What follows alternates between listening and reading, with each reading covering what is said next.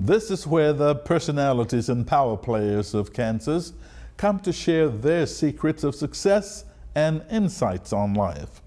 On this edition of One-on-One, we welcome the president of an international company that helps keep the world running smoothly. The company is Lubrication Engineers. Its Wichita factory produces oil and grease for industrial engines and machinery. The man at the helm is Scott Schwindaman. He is Wichita born and educated. Schwindaman started as a lab technician with the company and worked his way up to CEO. Lubrication Engineers employs 100 people and has emerged as an industry leader. Meanwhile, Scott Schwindaman has emerged as a community leader, helping create a more prosperous climate for all Wichita businesses.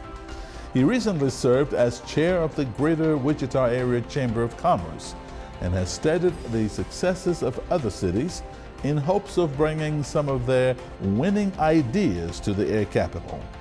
Coming up, we'll find out what some of those ideas are. We'll also learn how this high-powered business leader finds time for family and raising horses, big horses, Clydesdales. This should be an interesting and enlightening half hour, so let's get started and go one-on-one with Scott Schwindaman right now.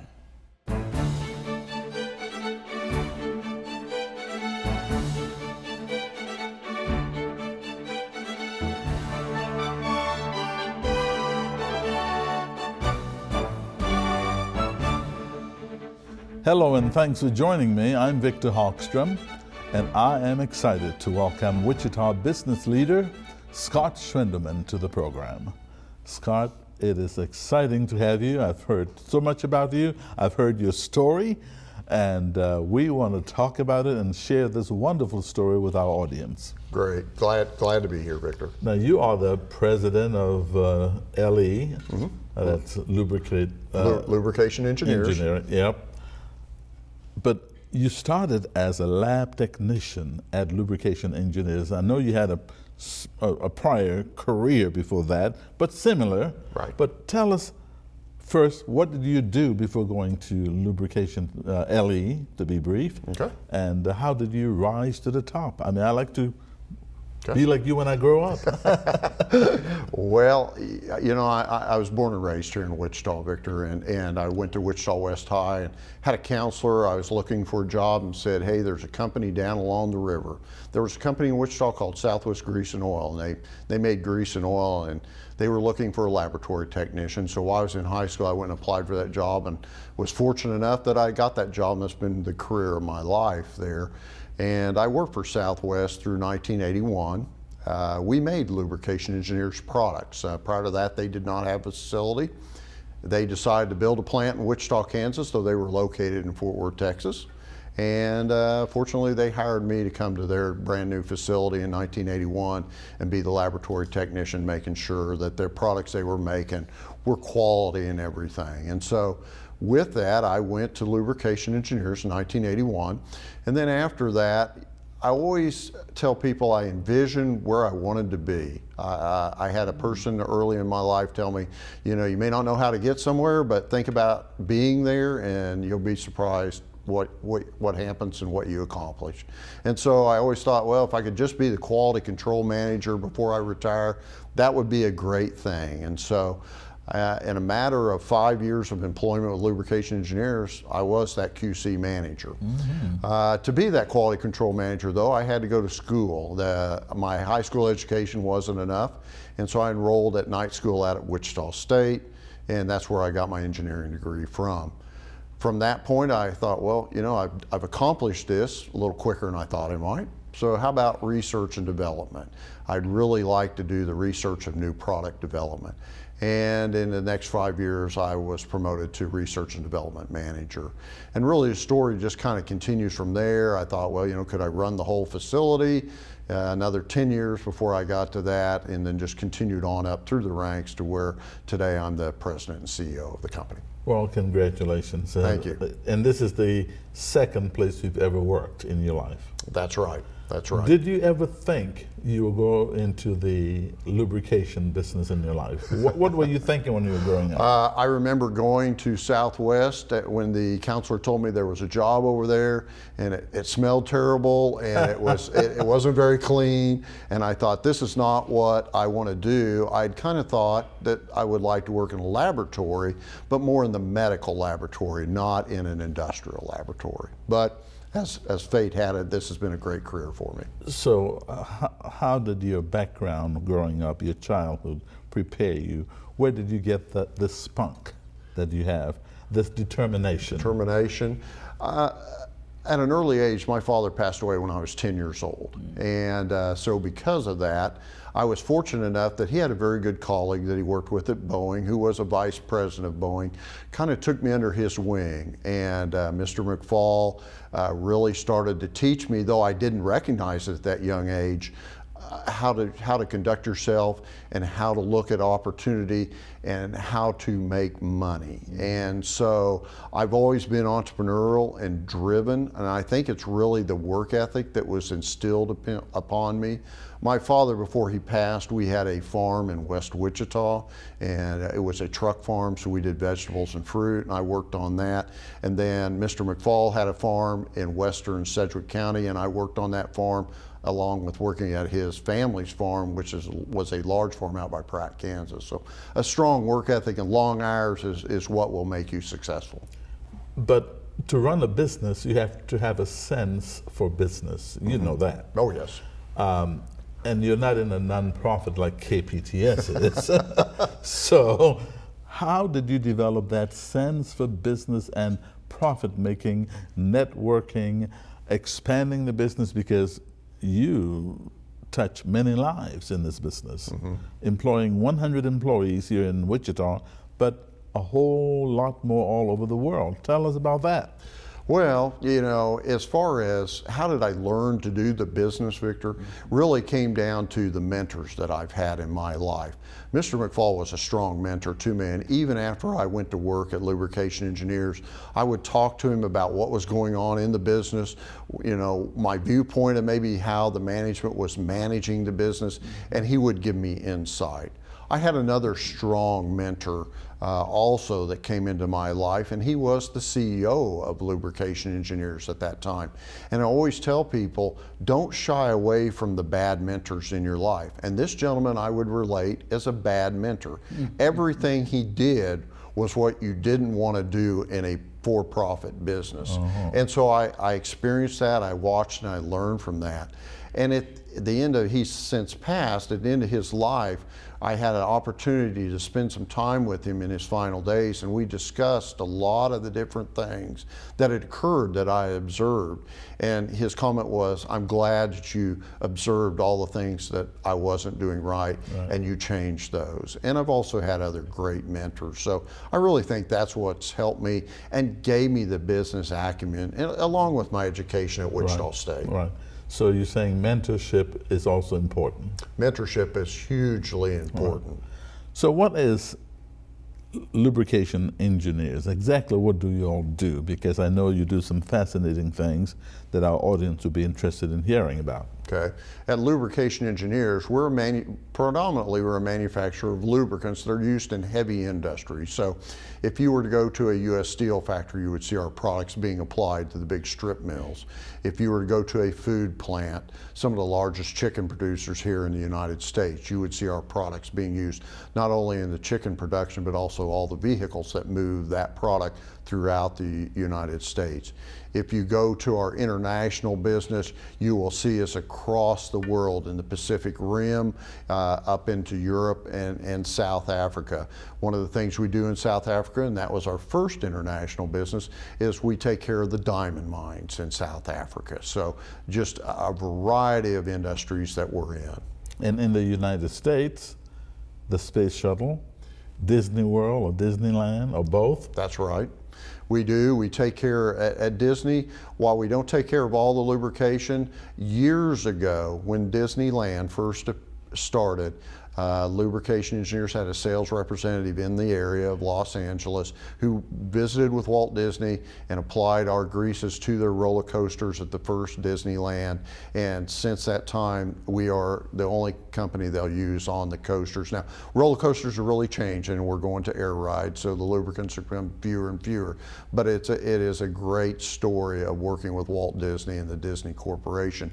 With the space shuttle, while we're not on the actual space shuttle per se, we're on all the support equipment that makes sure that those spaceships go up into space, both at the Cape and out at Vandenberg. And we're very, very proud of that it's Lubrication Engineers, the company in Wichita, Kansas, that makes sure that we have successful launches every time. But Scott, you have also brought in a company. People seek you out as a consultant. That's right. And you've brought in one company at least that I'm aware of, from Japan to Wichita.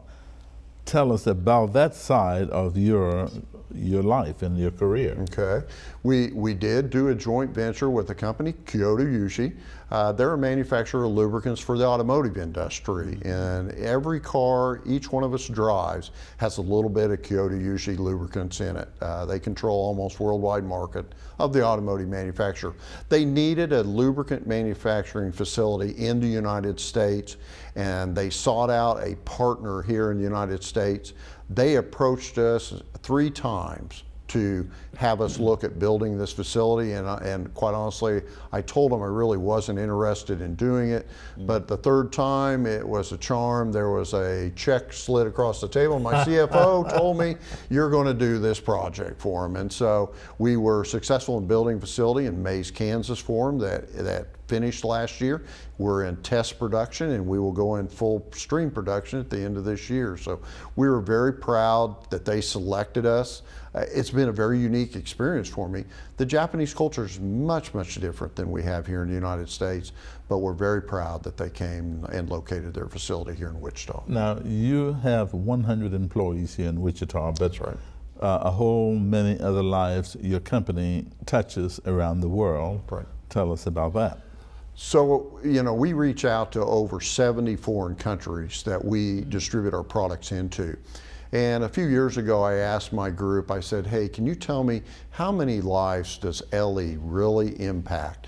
As a CEO, you have to remember your decision impacts each and every one of your employees, every decision you make every day.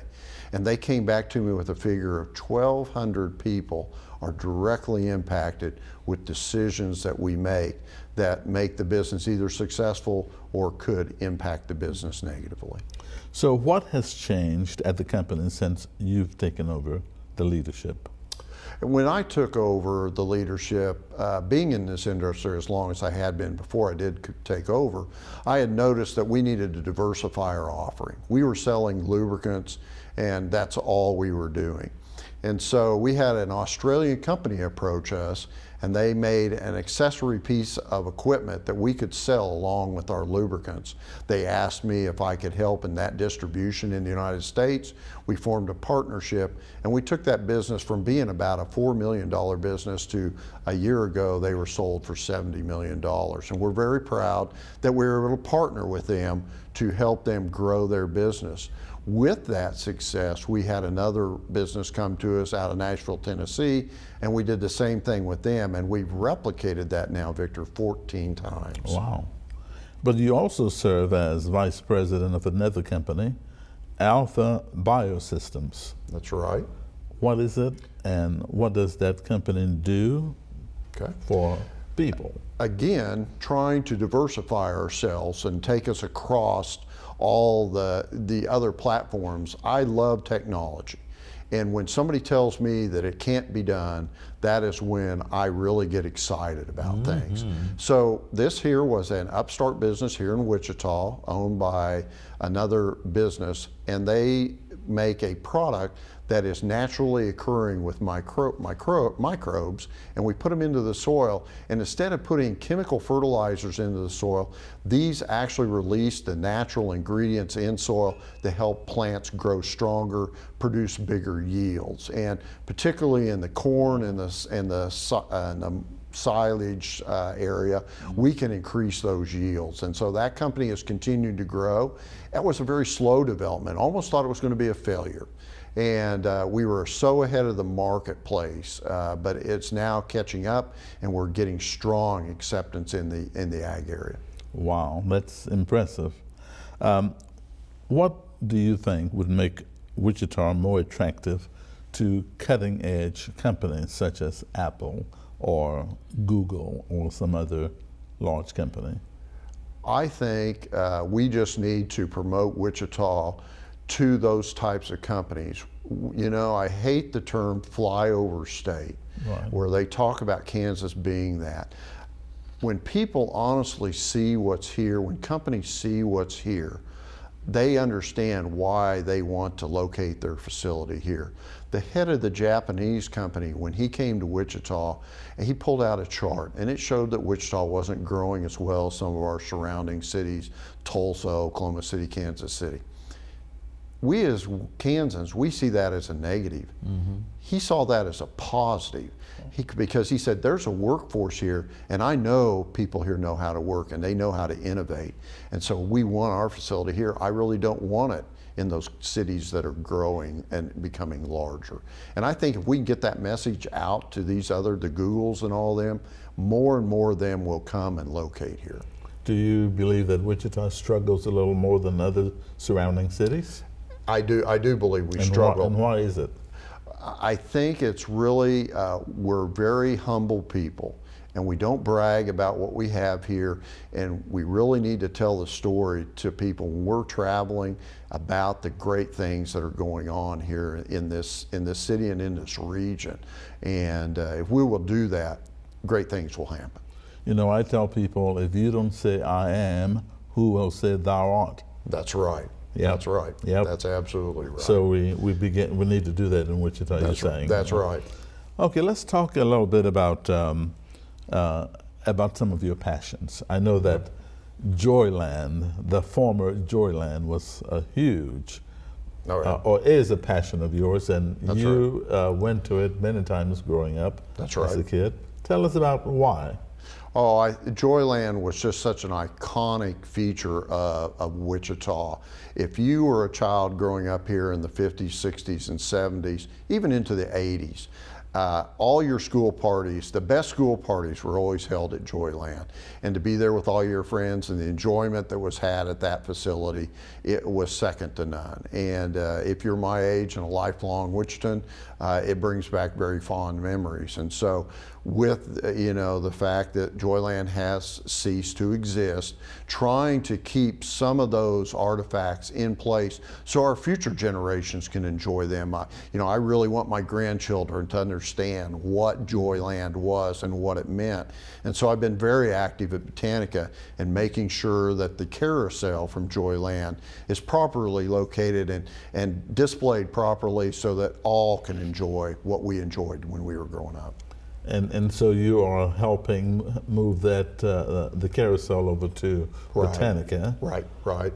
What's your role? We've been involved in the rebuild of the carousel.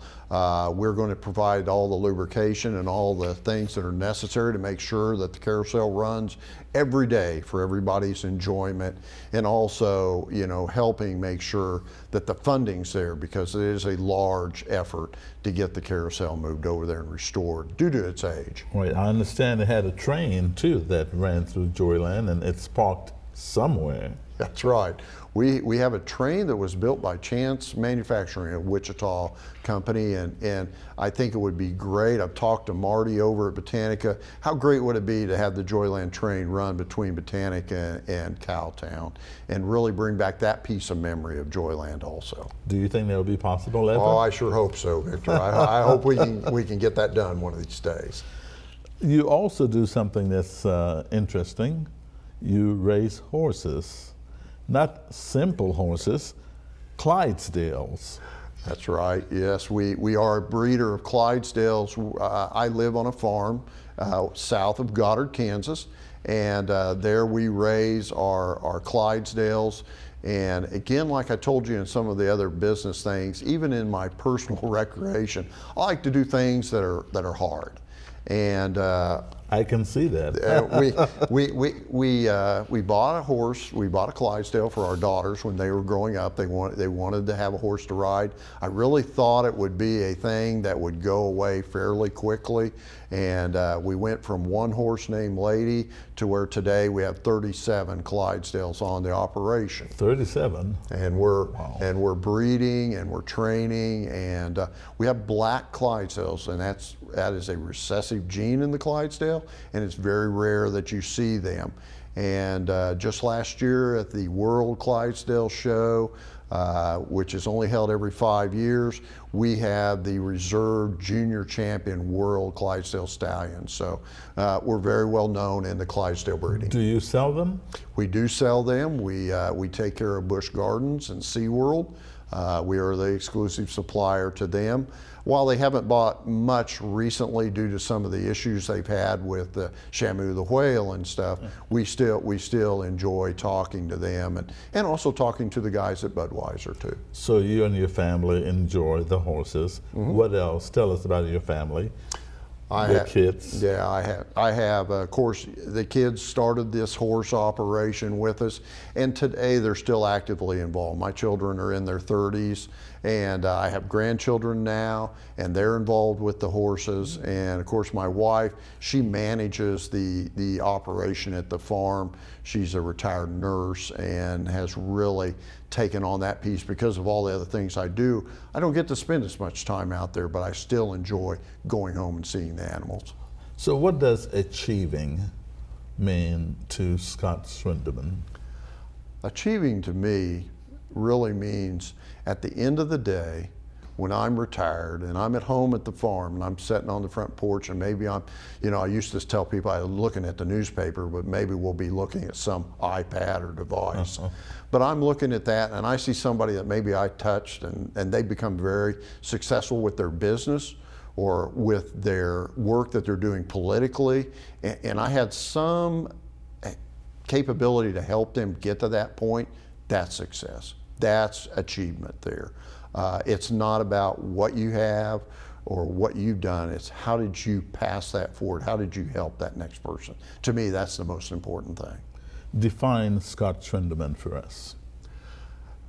Scott Schwindaman is really a pretty humble person who personally likes to have his time alone.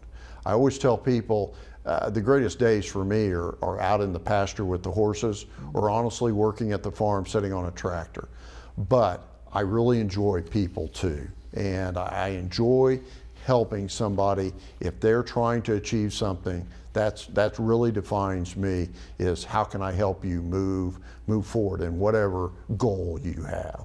So what is it that you have yet to accomplish that you are looking forward to in your life?